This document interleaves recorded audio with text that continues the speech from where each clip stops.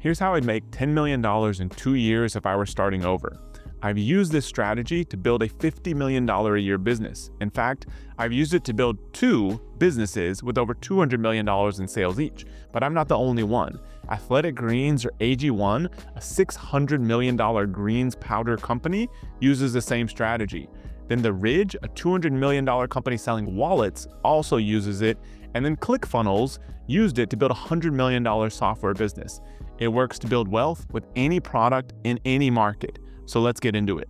What you sell is important, meaning the type of business that you decide to build, the strategy you go after, the market you entered, the product you sell, all that of course matters. You want to enter a huge market that can easily support your goal. If your goal is to build a $10 million per year business, you want to make sure there's room in that market to support a $10 million per year business, which you can research by looking at what all the other people do in the space today. And then you want your product to be as good or better than everyone else's and to keep getting better. But all that is not what's going to get you to $10 million in 2 years. The reality is you're unlikely to invent a completely new product. That would be too expensive and too risky, especially if you want to hit $10 million in 2 years. You're going to be better off selling something that other people already sell, just hopefully a little bit better than what they offer today.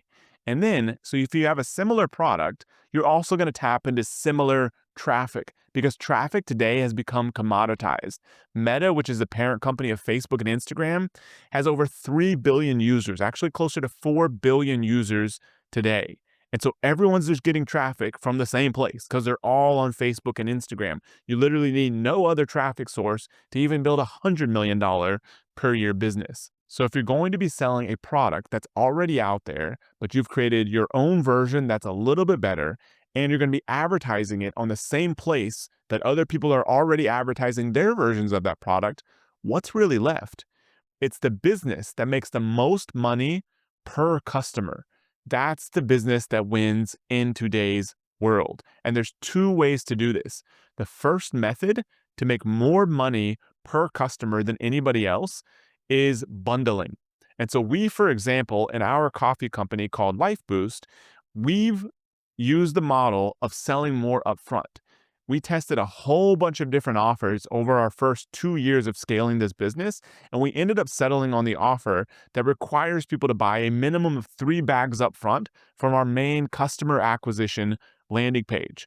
We sell bags of coffee like a lot of other people sell bags of coffee, but we sell at a premium price, and we require people on that landing page anyways to buy a minimum of 3 bags. So lo and behold, our average order value is more than 3 bags because after they buy those 3 bags, we also ask them to add even more to their cart before they check out and after they check out. So our average order value ends up being around $80, where other people in the same space, same market, same advertising platform selling similar products are settling for selling single bags at $14.99, which is how we've been able to scale this business so quickly. But that's not the only model. Yeti, for example, built a multi-billion-dollar company selling coolers for 3 to 4 times the price of everyone else. The same $300 cooler that Yeti sells, Igloo, which is actually the biggest retailer of cooler, sells for around $100. But Yeti's been able to build a multi-billion-dollar business by convincing people to pay more. That's their version of getting more money upfront from customers. Then there's been other businesses, one scaling really rapidly right now to hundreds of millions of dollars called Turtlebox. Apple sells very expensive phones, does extremely well. My first business that scaled to 8 figures and then to 9 figures called Amazing.com, that business sold a premium education program, and that's how we were able to scale that business. Allowed us to pay affiliates a whole bunch of money. We convinced customers to buy more upfront so we could pay affiliates more money. They were more excited to promote us, which got us more customers, more testimonials, and that flywheel just kept rotating. Then brands like True Classic, which does hundreds of millions of dollars a year, sells multi-packs of its t-shirts, which allows it to have a high average order value, afford to be able to acquire more traffic than anybody else from Meta, and scale faster than almost any other apparel brand, especially in its own space. So this first method with bundling, the main pro to this method is that you get greater cash flow because you get more money from customers up front. The main con, however, is you don't get any recurring revenue because if you sell customers a whole lot upfront on day one, That means the next month you have to go find new customers, which is fine. This business can work great. Apple, in most cases, makes most of its money from selling individual purchases, such as their $1,000 iPhones. They do have subscription components, but most of their money comes from selling one-time purchases. So this model can and does absolutely work, and it's worked for us.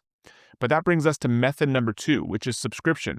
Athletic Greens, or AG1, is scaled to hundreds of millions of dollars per year by requiring people, in most cases, to sign up for subscription up front. They may bury their little one-time purchase down at the bottom, but they're really defaulting into subscription.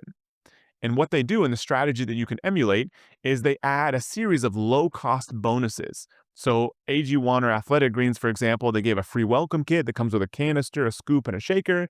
They give a vitamin D bottle, which costs basically nothing. And they give some little sample packs of some other related products. All that stuff costs them very little if you sign up for their minimum of $79 a month subscription, but then they try to push you into even higher level plans. Then ClickFunnels, in a totally different market, were able to scale the same exact way. They would sell a couple $1,000 a year subscription on webinars and all that sort of stuff with partners. They would offer all these bonuses that basically cost them nothing to deliver. And that convinced people to sign up for subscription because they could see themselves getting so much value just by committing to subscription for this product. And that's how ClickFunnels was able to scale to $100 million. The pro of this is you get predictable revenue. The con of the subscription model is you get worse cash flow up front because you may acquire a customer up front that you actually lose money on day one. Say you sell a product and it costs you $100 to get a customer, but you only make $50 in profit on day one. But you know those people are going to be rebilled $50 every single month. So maybe you make back your money in 3 or 4 months. That can create a negative cash flow cycle up front, which is the nature of this business in most cases. That's why the best businesses on the planet combine both of these models. And that's how you're able to scale a business in almost any market. As long as the market can support a $10 million business, you can scale it extremely quickly by combining both of these models, where you get people to not only sign up for a subscription, but you also get them to sign up for a bigger subscription up front. If you go through Athletic Greens or AG1's funnel, for example, they're going to say, hey, sign up for a subscription, only $79 a month, you get these bonuses. Immediately, they're trying to get you to actually sign up for a subscription that's even bigger, double the price. And that's how they've won. That's how they built a multi-$100 million brand that's on its way, if it's not already there, to $1 billion in value. So now what's the worst possible offer, the worst possible way you could try to scale a business? It's to sell a low margin, one-time purchase product. This is basically the situation all Amazon sellers are in. They're selling cheap products where they only make, $5 to $10 per unit. They're non-subscription in a lot of cases. And that means every single month they're having to go out there and fight to get new customers. That's a very hard business to be in. So if I wanted to scale from $0 to $10 million in just 2 years, I would either sell a product that's a premium product in which I can bundle stuff together, get a very high average order value up front, or I would sell a subscription offer, or in all likelihood, I would do both. I would try to get people on a high value subscription as quickly as possible. And that's how I would scale that business. And this model applies to any market out there, because what this allows you to do is when you have a higher average order value and really a higher lifetime value per customer than anybody else in your market, you can then go to the same exact traffic channel that they're all going to, which is just Meta or Facebook and Instagram advertising, and you can spend more to acquire customers than everybody else in your market. And that's how you scale faster than everyone else in your market. Literally every single large e-commerce brand that's been built over the last few years has figured this out. And that's how they've been able to scale to these insane numbers so quickly. So if you want to get exactly how to scale to $10 million, subscribe to my channel and watch the video linked to below next.